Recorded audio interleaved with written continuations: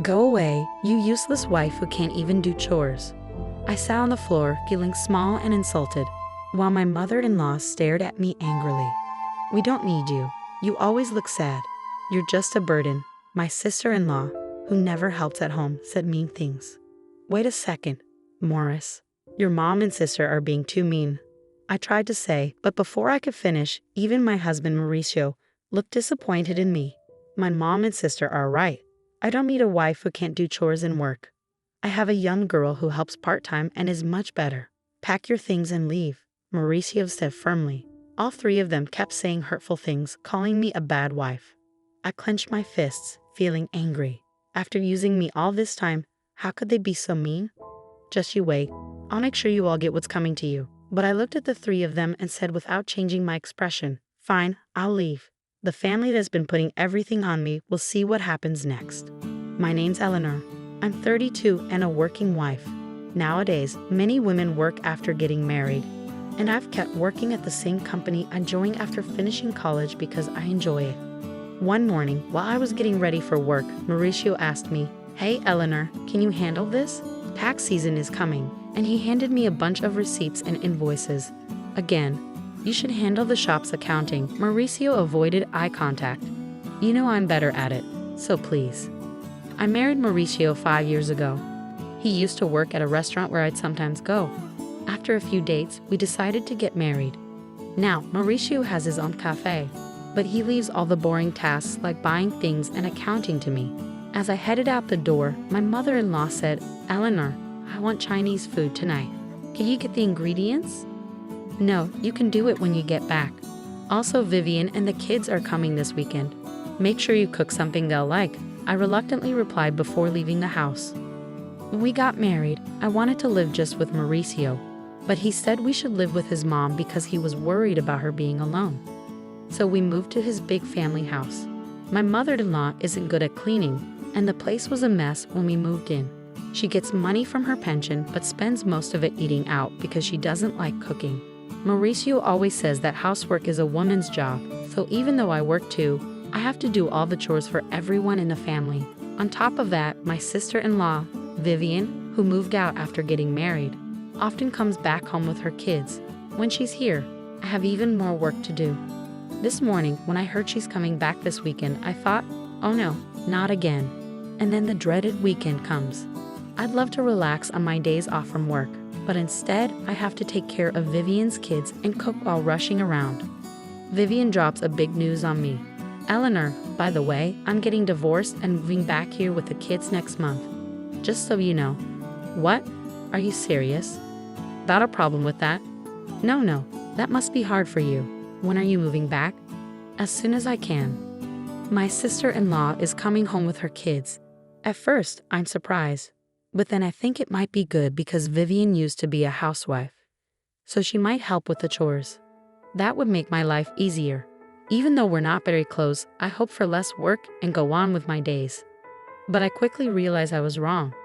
Vivian, just like her mom, doesn't do anything. She spends all day watching TV and eating snacks. She doesn't work or help around the house. Her laziness with chores was one of the reasons for her divorce. Now I have to do all the chores, even making meals for her fussy kids and getting them ready for school. As time goes on, my job gets busier with a new project needing more hours and early mornings.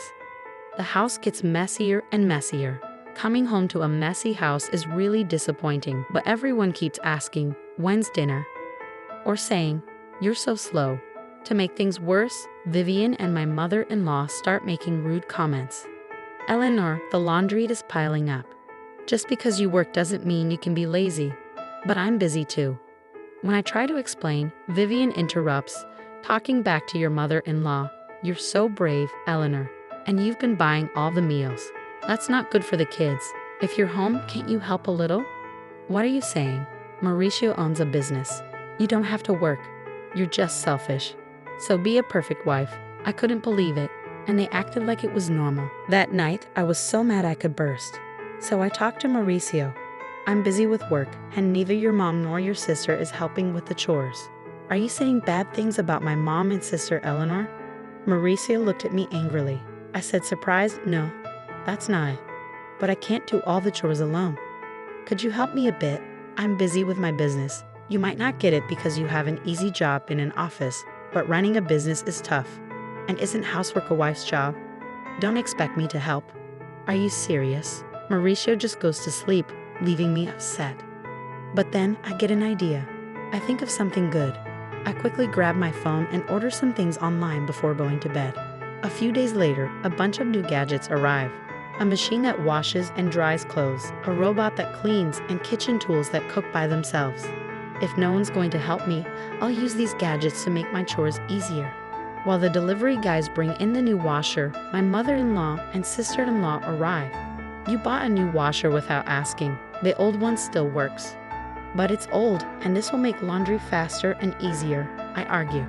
What's all this? A cleaning robot and cooking gadgets. Eleanor, come here. They call me to the living room, where they're sitting on the sofa, and I'm told to sit on the floor. Mauricio is there too, sitting with his mom, looking pleased. What's happening? I ask. My mother-in-law yells. What do you mean? What's happening? You spent all this money on lazy gadgets with the household money. What were you thinking? I thought it would help with chores. It's not about helping. People these days rely too much on machines, my sister-in-law adds. Exactly, Eleanor. And those are fancy items. The ones we have still work. You're just wasting money because Mauricio owns a business. She stares at me, and Mauricio agrees. But you're just making things easier for yourself. Can't you even do chores properly? I wanted to reply, look who's talking, but I stayed quiet. Finally, my mother-in-law, maybe tired of my quietness, snaps. If you can't do chores properly, you should leave. I stare at her in surprise. She stares back at me. We don't need you. Mauricio and I can manage without you. You always seem tired and unhappy. You're just a burden, my sister-in-law says like she's had enough. Hold on, Mauricio. Your mom and sister are being too mean. When I look to Mauricio for support, he looks down at me and says, they're right. I don't need a wife who can't handle chores. I look at Mauricio in shock, but he just smirks. I'm a business owner and I can spend my money however I want. I don't need a wife who spends it to make her life easier. Why would you say that? And I've been getting along with a young part-time helper. She's pretty, unlike you. Pack your things and go. Shocked by Mauricio's words, all three start criticizing me, saying I'm a bad wife. I clench my fists in anger. After using me for so long, they say this to me. Just you wait, I'll make you sorry, but I stayed calm and said, okay, I'll go. Good will be better without you, my mother-in-law said meanly, and I quietly stood up and put something on the table. Mauricio, let's get divorced. It was a form for divorce that I had prepared earlier. Tired of everything. Okay, I'll sign it.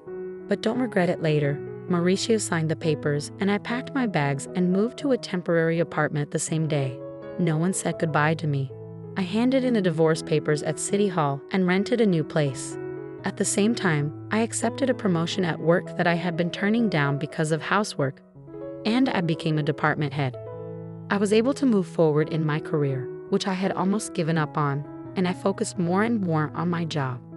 Happy that nobody was there to hold me back, I felt relieved about a week after leaving. My ex-mother-in-law started calling, but I was busy and didn't want to talk to someone who had called me worthless. I kept ignoring her calls. A year later, on a day when I wasn't working, she called again. Thinking it was time to sort things out, I answered, hello? Ah, Eleanor, you finally picked up. Why did you ignore me for over a year? What do you want? Well, how are you? Are you okay? I replied honestly, I'm doing great. Working hard in my own place. I got a better job and more money. I'm living well. Really? Would you think about coming back? She sounded almost desperate, and I asked, surprised, why now? We're having problems. We're running out of money. I couldn't help but smile as I said, oh? Mauricio's cafe isn't even making $11,000 in profit. Huh. And neither you nor your daughter are working. So that makes sense. Eleanor, you knew? Yes, I knew. Mauricio's cafe was only making about $800 a month in profit. I handled the money, so of course I knew. Mauricio's cafe was only making about $800 a month in profit. I handled the money, so of course I knew. Mauricio acted like a big business owner but didn't manage things properly or take care of customers. So he probably didn't know. Of course I knew. I was the one doing all the money stuff and keeping track of what we had. What? Why didn't you tell us?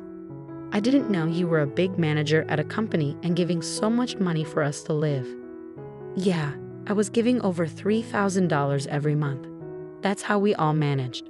I was adding my money to help because I knew Mauricio's shop wasn't making much. Maybe Mauricio realized he couldn't handle things without my money after I left. Please, Eleanor, come back. Oh, by the way, what happened to Mauricio's shop? Ignoring my ex-mother-in-law's request, I asked, is Mauricio's shop closing next month?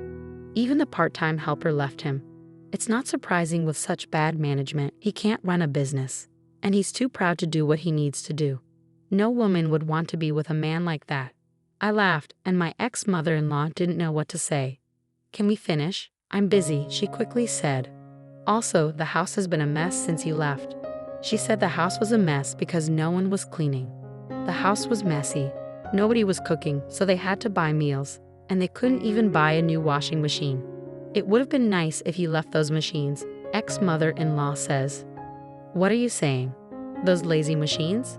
And why can't I take what I paid for? I shouldn't have said that, but I never thought the house would get like this just because nobody was doing chores, I said, getting a bit annoyed. Isn't it strange that 3 grown-ups can't handle chores? What are your daughter and Mauricio doing? She whispered. Well, Mauricio is sitting at home all day, doing nothing since he found out his shop isn't making money. He said he could spend his money however he wanted because he's a business owner. And Vivian won't work, no matter what I say. She doesn't do chores. And she even asks me for money for herself and her kids. My pension is running out. Really? Your daughter told me she didn't need me because she had you, I said coldly. My ex-mother-in-law tried to be nice again. Please, Eleanor, my pension isn't enough for us anymore.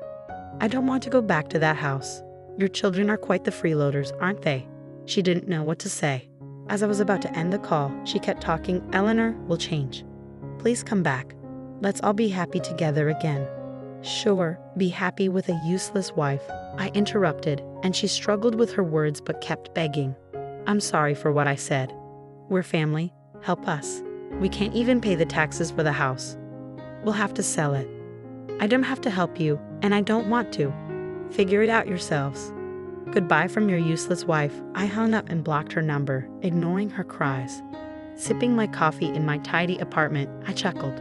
3 months later, I happened to walk past Mauricio's cafe. It was closed. Even their house was sold. According to a neighbor I met, they sold the house and moved to a small apartment nearby. They caused trouble in the neighborhood, always fighting and making a mess. People complained a lot. They could have worked hard and taken care of their home. But they didn't, which wasn't surprising. I looked at their old house and walked away. Since then, I've focused on my work. Recently, a nice colleague told me he liked me, saying, I love how you work so hard. Let's date and maybe get married. I think my next marriage isn't far off, and this time, I'm excited to find happiness.